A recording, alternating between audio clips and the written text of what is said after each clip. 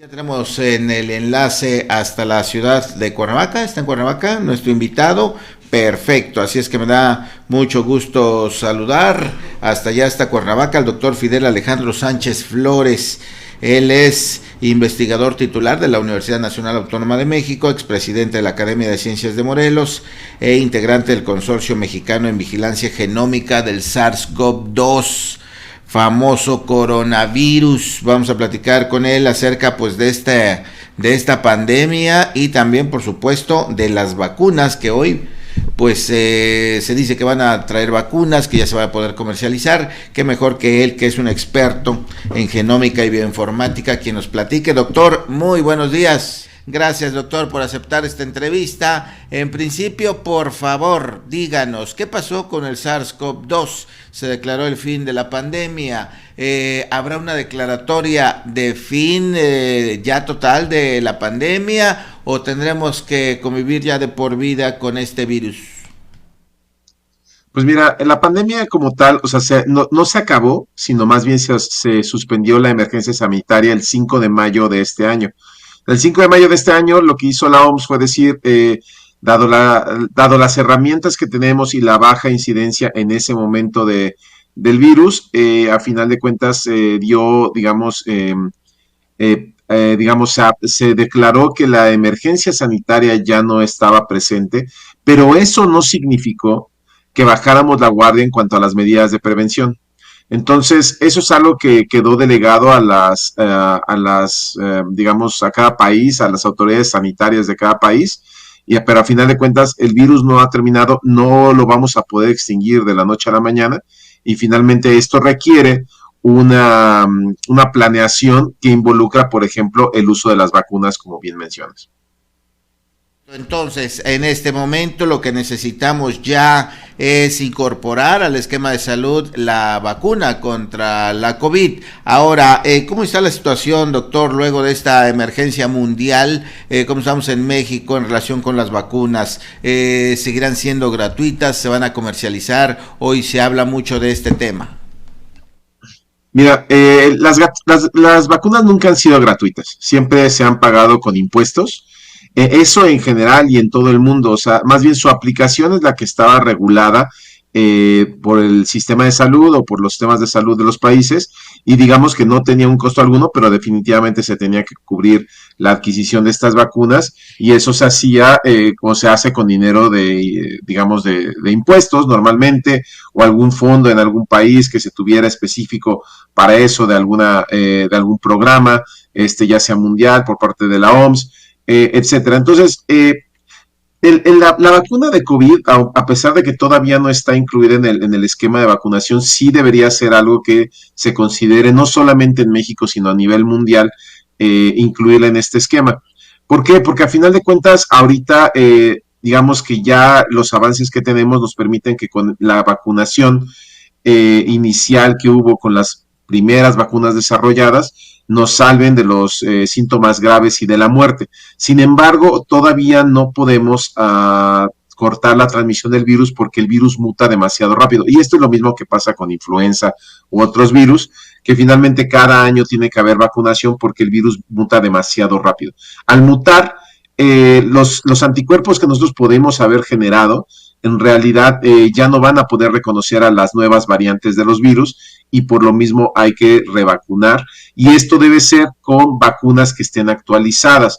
Con actualización me refiero que la vacuna debe contener, digamos, los agentes que inmunizan o que ayudan a nuestro sistema inmune a generar estos anticuerpos y la respuesta con esas mutaciones que ha generado el virus con el tiempo.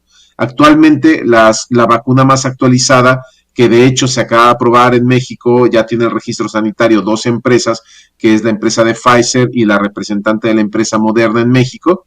Ellos ya tienen el registro sanitario para distribuir y comercializar las vacunas más actualizadas, que son las vacunas monovalentes, que tienen la información de la variante del virus, la XBB 1.5.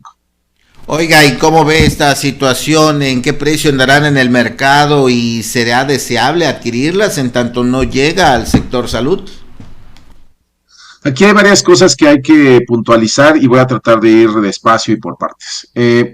La vacuna más o menos en Estados Unidos tiene un costo de alrededor de entre $150 más o menos. Eso dependiendo del tipo de cambio, pues puede llegar a ser 3,000 pesos. Habría que ver, digamos, las personas o las empresas que lo comercialicen aquí, pues digamos cuánto lo van a comercializar, haciendo una cuenta rápida, pues digamos que los gastos de importación de este tipo de biológicos pueden ascender a un 30 o hasta 50% del costo de la vacuna.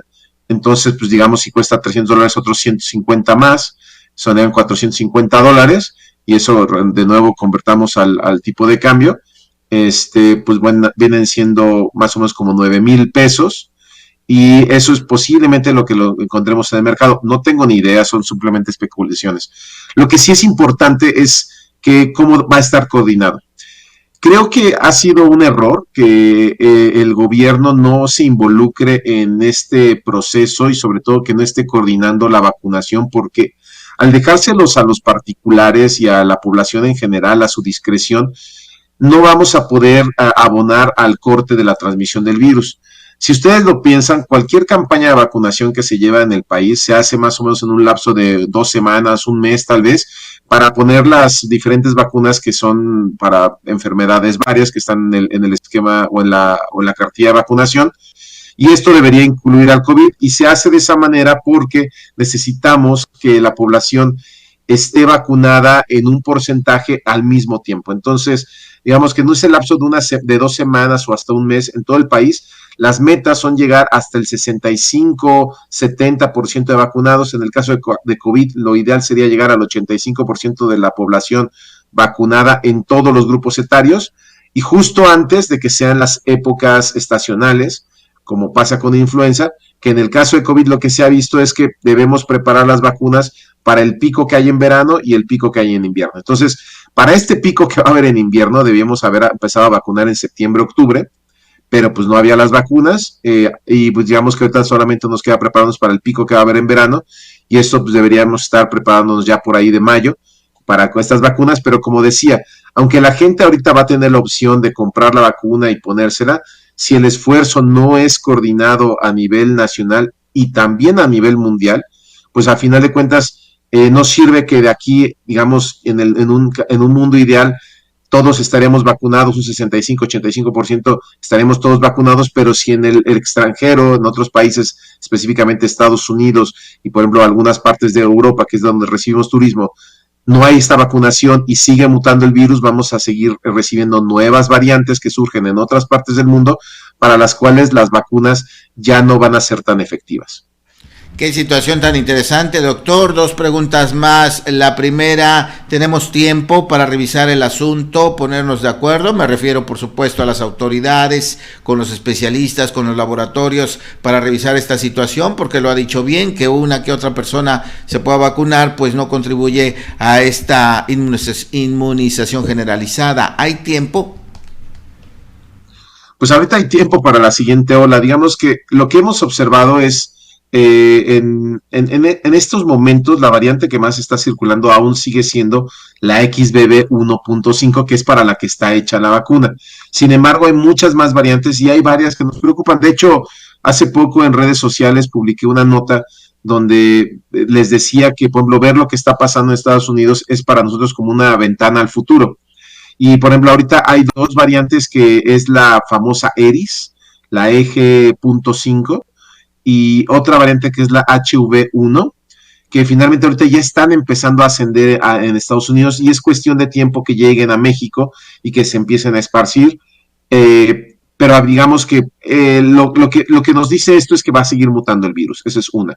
Dos, hay variantes que finalmente no podemos controlar cómo van a darse, pero México es un punto de convergencia de turismo donde tenemos que luchar, y lo hemos hecho y lo hemos estudiado durante 3 años, donde a final de cuentas todas las variantes que llegan o por Estados Unidos y todas las variantes que llegan a Europa convergen en el país, y ya van 2 veces que observamos que en México se originan variantes que no existen en otra parte del mundo y que a final de cuentas son casos que debemos atender en el país, y que a final de cuentas a veces no trascienden porque la migración de México hacia otros lugares salvo eso no es muy grande, pero sí causa un problema local, ¿no? Entonces, ¿qué es lo que hacemos con esta información? Nosotros se la hemos dado al gobierno, al Instituto Nacional de Referencia Epidemiológica, a las autoridades de salud, y ellos podrían coordinar también con el farmacéutico, incluso el proyecto Vacuna Patria, que ya no se ha escuchado nada,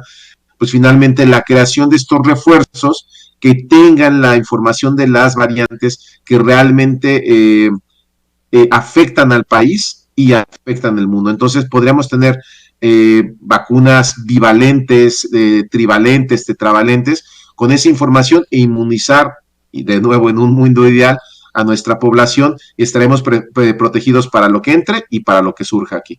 Justamente la segunda pregunta tenía que ver con la vacuna Patria, que como dice, pues ya no supimos nada. Usted con sus colegas, con la gente que estaba trabajando en este proyecto, ya no se supo nada. Es muy probable que de existir, pues ya esté totalmente desactualizada, ¿no? O tal vez no haya salido porque están trabajando en las nuevas variantes. Lo segundo no lo he escuchado, pero lo que te puedo decir es que realizar una vacuna o hacer una vacuna es muy caro. O sea, como todo en los desarrollos, digamos, científicos, y en este caso de biológicos que van a ser, digamos, nuevos, requieren llevar fases clínicas donde se pruebe muchas cosas. Obviamente, para la vacuna Patria ya no se pudo continuar a la fase clínica 3 o si están en ese proceso, pero va a ser muy difícil encontrar ya gente que no se haya infectado de COVID y que finalmente pueda contribuir al esquema de, digamos, de prueba, donde se requiere un grupo, digamos, para el doble ciego, donde tienes dos grupos, uno que le administras el biológico, otro que le administras un placebo, ninguno de los dos sabe qué es lo que recibió, y después de un mes o meses los sigues monitoreando para ver si se infectan o no. Esto obviamente curado con todas las digamos, leyes y con todos los códigos de ética que implica y que a final de cuentas requiere la autorización de los pacientes o de los individuos de prueba. Pero digamos que esto ya es muy difícil y se le está seguir invirtiendo. Y entonces redireccionar los estudios clínicos para ahora un refuerzo, pues sería lo más ideal, pero pues dependerá del presupuesto. Y entonces, ahorita pues vamos atrasados porque finalmente no tenemos, o sea, no he escuchado que, por ejemplo, las empresas que están encargadas de la vacuna Patria, del desarrollo, ya estén incluyendo, por ejemplo, toda la información que nosotros hemos generado y además que estos biológicos ya estén en prueba. Entonces, esto va a ser muy complicado, realmente no lo veo factible. Lo más factible ahorita a corto plazo sería adquirir la vacuna, digamos, de Pfizer o de Moderna, coordinar su administración, incluirlo dentro de las campañas de vacunación, dentro del esquema de vacunación del país, prepararnos para el pico que va a venir en verano y finalmente a lo largo de este año invertir para el desarrollo en esta vacuna, lo cual tendríamos una opción mucho más barata de producto nacional y que a final de cuentas podría evitar o podría abonar al corte de la transmisión del virus. Correcto, muchas gracias, doctor. Por último, regálenos por favor un comentario acerca de la proyección. En las últimas 2 semanas, la Secretaría de Salud aquí en Morelos ha informado que se han registrado muy pocos casos, 0 o 2, un caso por semana de la COVID. Pero, ¿cuál es el escenario para el futuro? El próximo año tal vez este virus podría regresar más agresivo con toda esta mutación que está teniendo de manera regular. Y la segunda parte es, ¿estas vacunas están considerando eso o la mutación va adelante de la inmunización? Pues como te comentaba, ahorita las mutaciones más frecuentes son las de XBB 1.5, para las cuales sí tenemos esta vacuna monovalente de Pfizer y Moderna, sí tiene esa información para inmunizar a la gente, pero hay muchas variantes, o sea, hay muchas variantes recombinantes, que son estas nuevas mutaciones que no cambia puntualmente el virus, sino que más bien intercambia pedazos de información genética entre otras variantes. Entonces, esa recombinación es como mezclar piezas de Lego que dan un nuevo virus. Ahora, las variantes, digamos, siempre van a mutar más rápido de lo que podemos actualizar, pero digamos que o sea, son descendientes de estas variantes que estamos viendo con mayor frecuencia. Entonces, ponernos la vacuna de XBB 1.5, a final de cuentas, va a ayudar aún con las variantes que siguen surgiendo. Y digamos que esto es por lo mismo que es imprescindible tener la vacunación lo más actualizada posible. Por ejemplo, vacunas que se sigan colocando, por ejemplo, como la vacuna de Abdalá o la vacuna, ¿cómo se llama?, de Sputnik, u otras que ya a final de cuentas siguen teniendo la información del virus original que no existe desde hace 3 años. Va a ser como tratar de buscar a un criminal con una foto de cuando tenía 6 años, con el criminal tienes 30. Y a final de cuentas, ahorita, pues digamos que esas vacunas, solamente que hubiera alguien que no haya recibido un solo esquema de vacunación, sería prudente ponérselos porque les da al menos la mitad de la respuesta inmune que genera las vacunas, que es la inmunidad celular, se la van a tener, pero la inmunidad humoral, que es la que tiene que ver con los anticuerpos, esa no va a servir de nada, o no va a tener los efectos que necesitamos para cortar la transmisión. Gracias, doctor. Muy clara su explicación, muy amplia, y con todo lo que nos ha dicho, pues debemos estar al pendiente de todo este tema, la vacunación, la actualización, porque la COVID no se ha ido, permanece entre nosotros y no sabemos qué vaya a pasar después. Muchas gracias por estos comentarios. Excelente día. Hasta pronto, doctor. Hasta luego. Muchas gracias.